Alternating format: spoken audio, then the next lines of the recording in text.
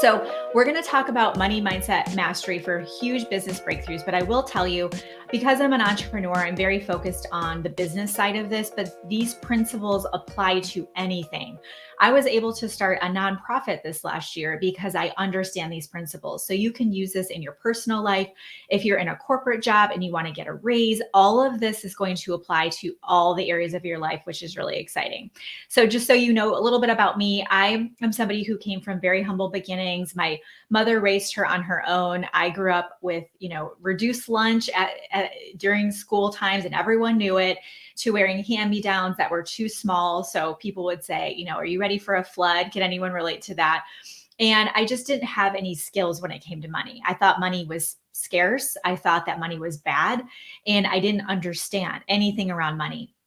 Throughout my 20s and 30s, I racked up tons of credit card debt, college debt. I had bought a home that I shouldn't have bought. I had to sell it and lost money on it. All the things. I made all the mistakes with money. And in 2017, I found myself married with two babies at home. Addison and Elise are a year and a half apart. So I had a 1-year-old and a 2.5-year-old. And I had been let go from my fancy corporate job right before I had my second. And I went into 5 months of unemployment, cashed in our 401k, put everything on credit cards. We had just built our dream home because we were making it, right? Like that's typical American family. And bought the 2 new vehicles, put them in a good school, daycare. And I realized, oh my gosh, we had almost 6 figures of debt we'd racked up. So when I got back into working again, found a job locally. It was about an hour and a half from my home commuting. I found myself saying, there's got to be more here. Like we're living paycheck to paycheck. We can't go on vacations. We can't even put money away for retirement. Like what are we doing here? So I got into social media, online marketing, learning about building businesses in 2017. And it was hey, what's up, Liv? It was in 2017 that I got on social media and I started learning about money mindset. And I started learning about building a business of your dreams. But most importantly, I started to get a grip on my finances. And this is what I want you to walk away with. I want you to walk away with how to make more money and what you can do with the money that you have so you don't spend it all, you don't self-sabotage, because we have money mindset beliefs there. We have programming around it. We have set points. And through this work that I've done for myself, and I'm going to teach you right now, in a few short years, less than 4 years, I've been able to launch my company called The Goal Digger Girl, and it's GOAL. I've been able to build up to $4 million in revenue as a company, all through social media. I have 5 books, 3 are bestsellers. I've done a TED Talk. I speak on stage. Our podcast is top 25 in the marketing category, and I've spoken on stage with amazing people. So I share this with you not to impress you, but to impress upon you. I'm someone who came from nothing and didn't have anything and didn't have the skills to somebody who's built a wonderful life for herself and her family, but also her community. And I want to pass that along to you and pay it forward as well. What's one word to describe your relationship with money? When you think about money, how does it make you feel? Does it make you feel uncomfortable? Does it make you feel sad? Does it make you feel disappointed? Does it make you feel excited like me? We're all different, obviously, in that area, but I'd love to know that. Love this quote by Joel Osteen: get your mind going in the right direction, and you'll get your life going in the right direction. I want you to think about that for a minute. Right now, it's the beginning of a new year, right, guys? It's the beginning of a new year. We love this time of year. I'm a goal digger. I set goals for a living. Like, I love this, right? But what I love about this idea and why we love this time of year is because we are hopeful. We have joyful anticipation of our future, right? There are things that you want to change this year, whether it's your health, your fitness, your relationships with your spouse, how you're parenting, the money in your bank account. It's all going to start with your mindset. And I'm going to walk you through that today. Okay. And I love what you guys shared with me as well. We're going to actually tackle all of those. All right. So let's talk about how your money impacts everything. Whether you're looking to get out of debt, save for retirement, or increase your income, your money mindset impacts everything. Now, did you guys know we actually have a set point? Okay, let me explain this to you. Have you guys heard this, the statistics around those that win the lotto? The average person who wins the lotto, say they win $1 million, within 2 to 3 years, they do follow-up studies on them, obviously.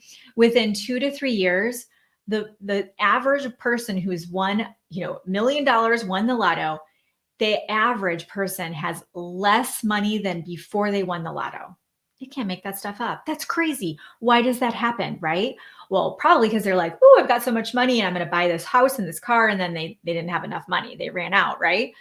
But we have a set point. This is why this year that just ended, most of you made about the same that you made the year before. I hope it's more. I hope you're coming here going, yes, like I had a great year and I'm excited to grow it and keep going. But some of you, not so much. You're not alone. We have a set point. We have a psychological, subconscious set point of where we're comfortable with. Okay. And what we want to do, it's our job to identify any blocks we have that are holding us back so we can level up. When you identify the block that's holding you back, you can smash that block, right? You can power through that block, you can crush it, and then you can take things to the next level. So, your money mindset is how you view yourself and the value you have to offer and your worthiness alongside your relationship with money. I had a coaching client last year, and I remember her saying to me, she was doing well in her network marketing company. She was a mom of four. She was able to build it up so she could stay home with them. But for some reason, she couldn't break to that. She wanted to get to 5 figures a month, and she couldn't break through it. Couldn't break through it. So we got on a call. We got to talking. What I discovered is that she felt like too much money was bad. She was raised in a religious environment where that wasn't good. You were supposed to give every dime away that you had, right? That's kind of some of the stuff that's been passed down to us in history, depending on what your beliefs are. And she felt like that would make her a bad person. And when we uncovered what she would do with the money, she lit up, right? She was like, wow, I could do this for my family. And then I could give this away. And then I could show other women how to do that. And then they could quit their jobs. And then she finally got it. It finally clicked. She saw that she was worthy to receive that money. Do you feel worthy to receive money? Do you feel worthy to receive more money? Because if you think that you are not responsible with money, you're not going to feel worthy about it. And I've been there, guys. Like I used to be just horrible with money. I can't even tell you. Like I would spend money I didn't have all the time.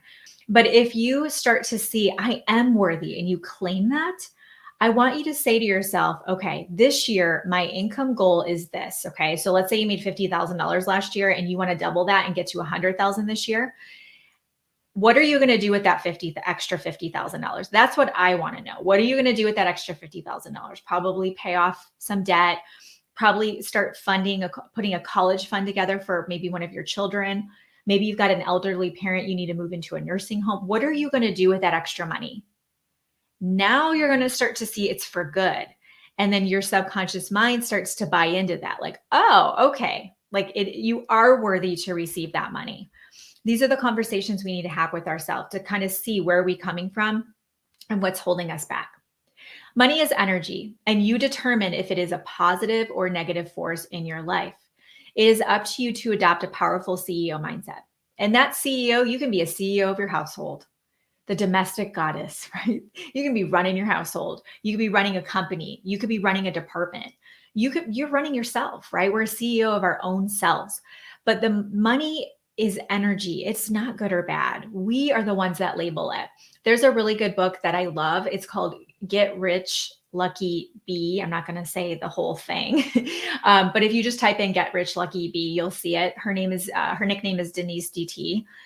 This book talks all about the programming that we all have from society around money. If you watch movies, the woman, especially around females as well, but I know we have men and women in the audience, but there's this whole narrative around women having money that they're like the evil witch, right? Or if there's a family that's very wealthy, they're not good people. Watch the movies, look and see songs out there. When we see the way that celebrities are shown in Hollywood and what we see, check that book out to get a better more information on that. But money is energy.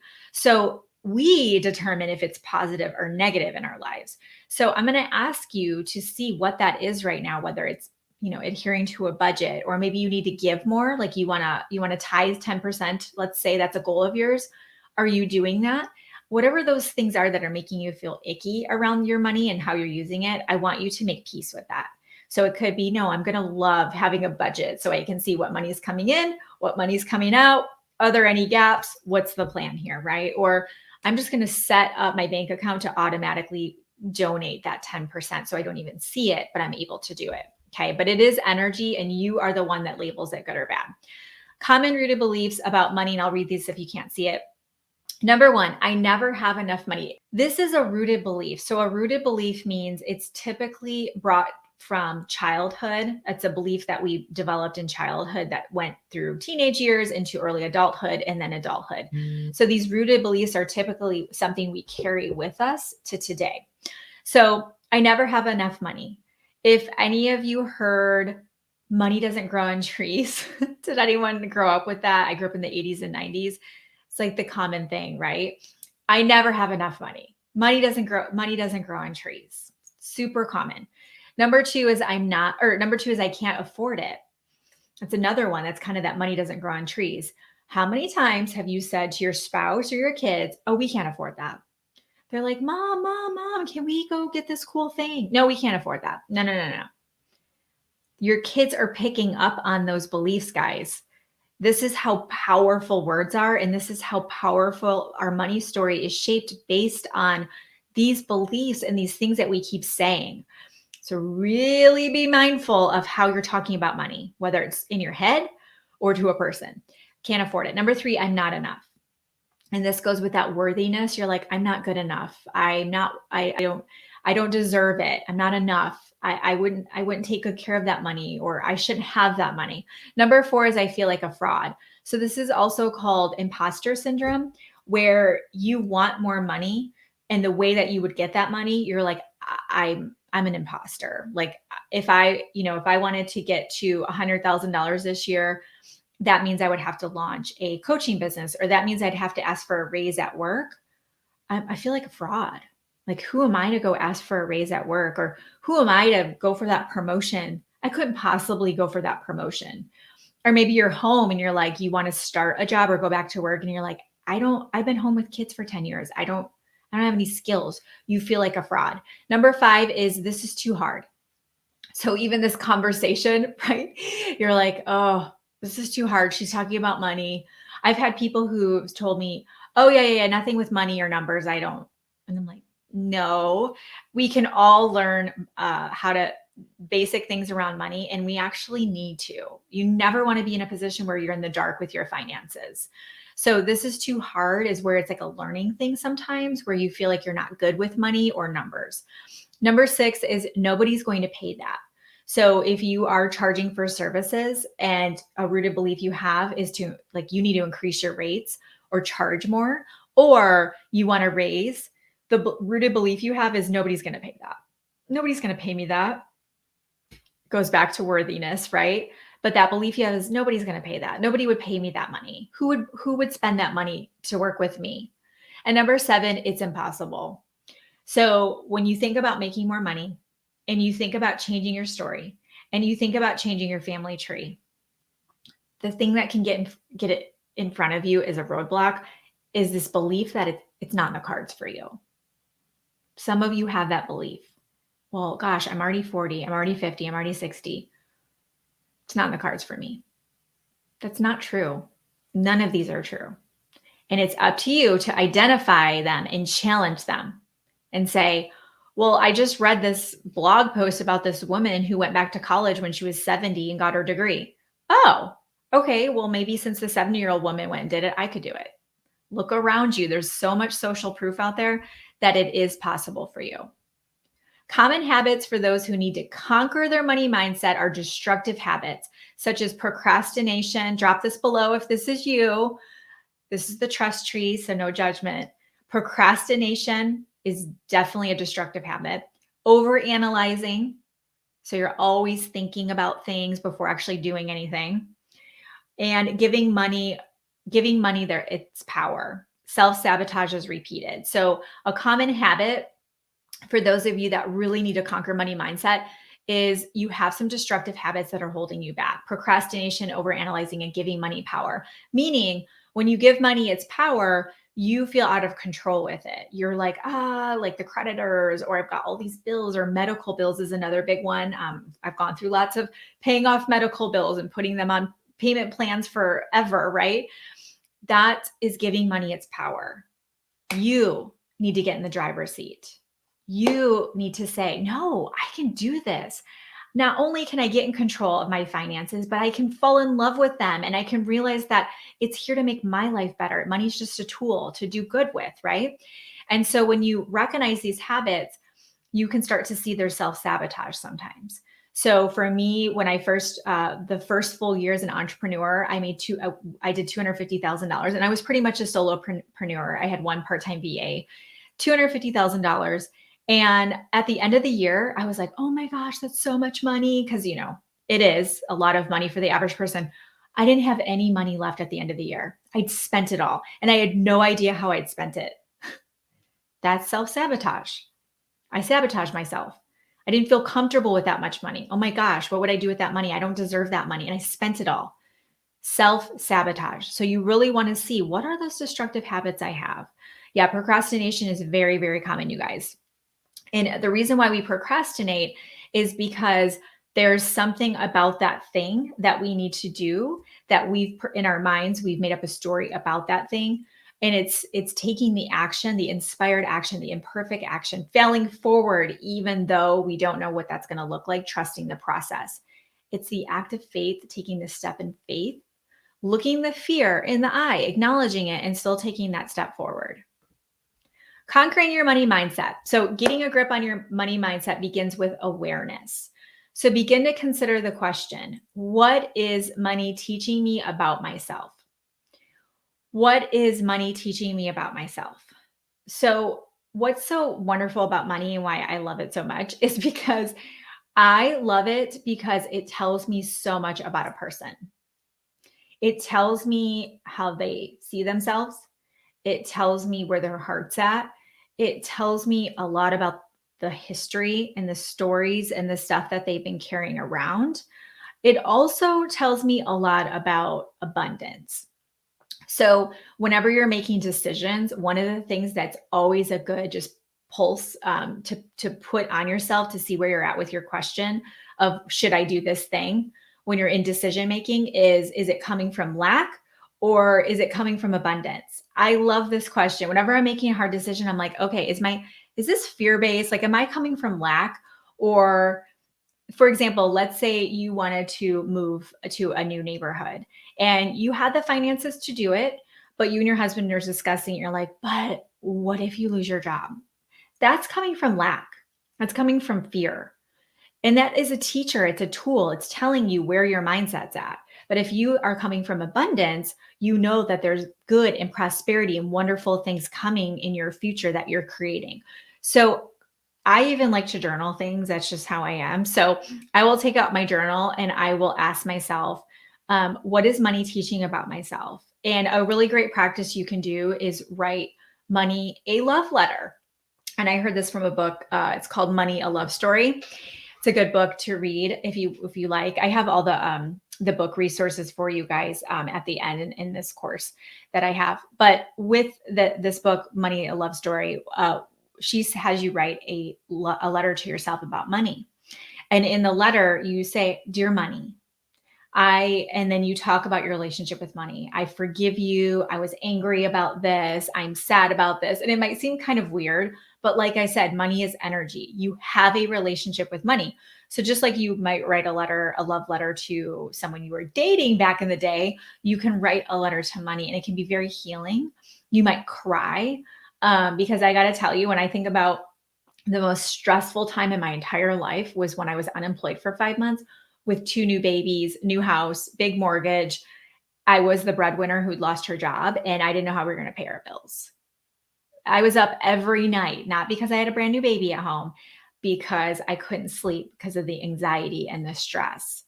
At that time in my life, I had a horrible relationship with money.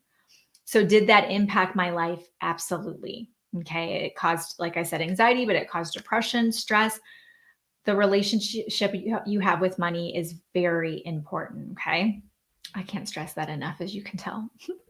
All right. So here are 5 steps to money mastery. Number 1, take a screenshot of this or write it down if you're taking notes. Number 1 is reframe any limiting beliefs. So what does that mean?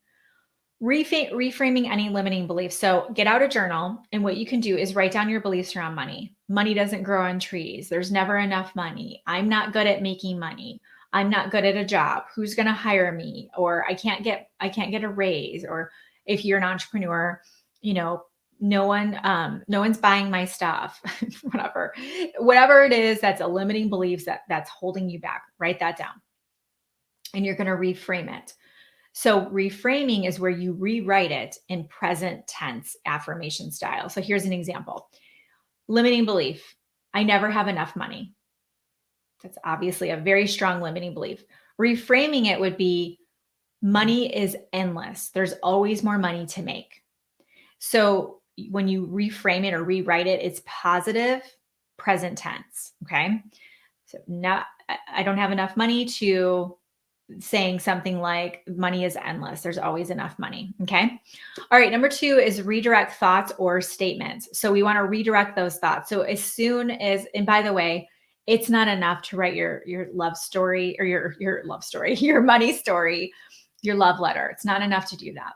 It's not enough to even, identify the limiting beliefs. It's huge, and it will point you in the right direction. It's going to be very liberating, but you know what's actually going to make the biggest difference for you is to redirect thoughts or statements, like a statement you make about money or yourself.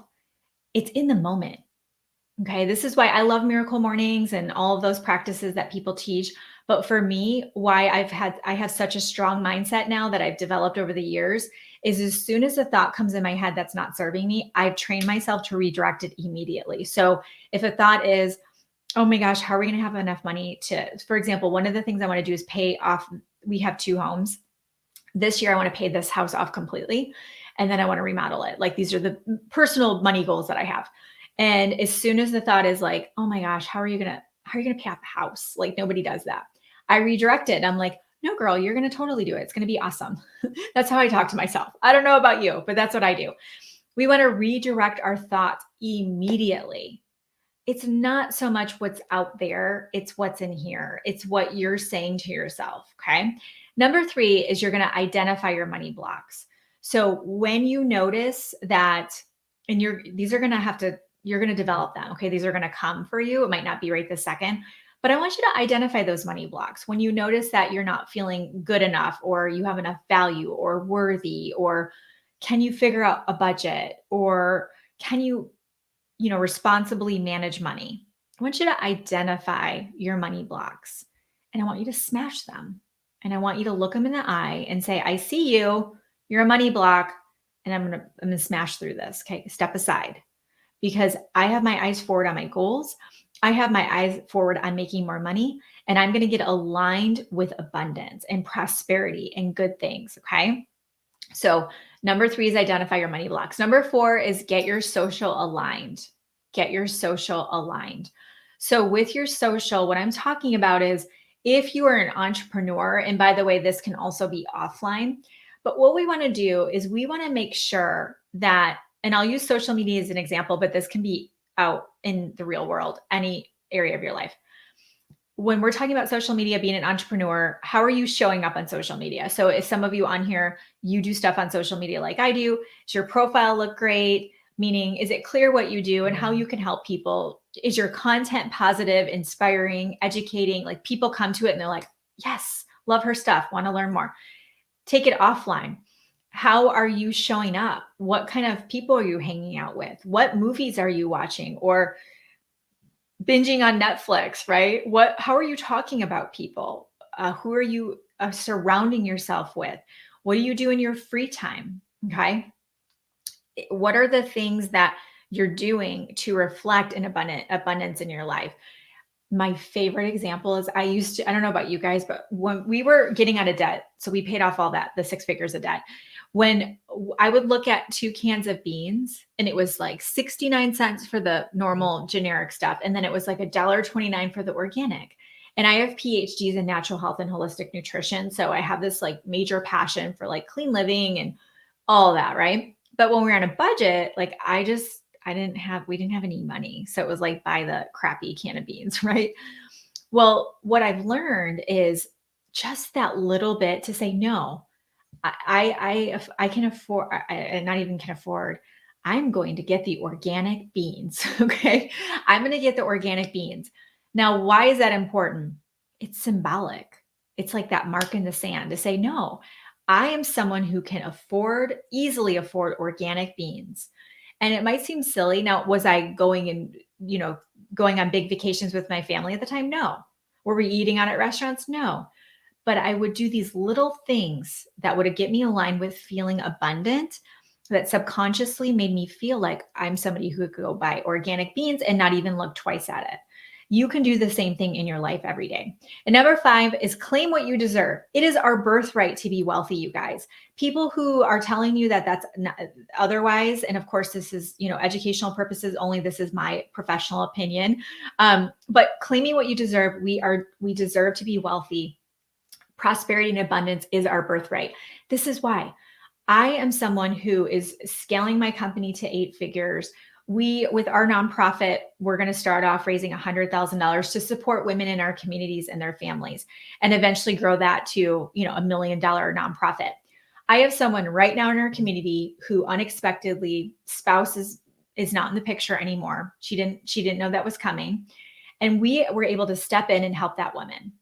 Does it make sense for someone like me to have money in my hands and more money come into my hands? Yes, because then I can turn around and do good with it. Claim what you deserve. And if you've got to clean up your money game, like you're just like, oh, keep throwing stuff on credit cards, just maybe cut up those credit cards. I love the Total Money Makeover by Dave Ramsey. That's what we followed, and it's magic. Okay, if you actually follow it. The 2 biggest skills you can develop when it comes to mastering money mindset are positively changing your relationship with money and learning how to create more of it. When I made that $250,000, the reason why I spent it all is because I hadn't worked on the first one of positively changing my relationship with money, right? So because I hadn't taken the time to change my relationship with money, I spent it all. And this is why people will say there's not enough month at the end of the money.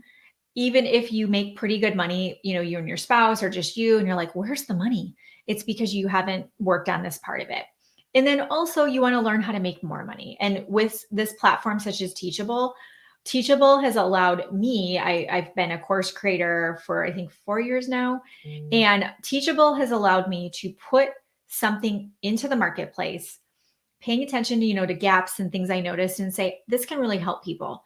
Through Teachable, I don't even know the actual number, but I want to say we probably have, oh my gosh, it's hard to say. I would say a few dozen courses on Teachable. Perfect example. So what does that do for you? If you work full-time as a teacher, could you create something on the side? Absolutely. And a lot of you on here are part of the Teachable community. But you need to learn how to market it, right? You need to learn how to promote it on social media if you're going to do stuff on social, build up your email list, offer value leading to your courses and that kind of thing.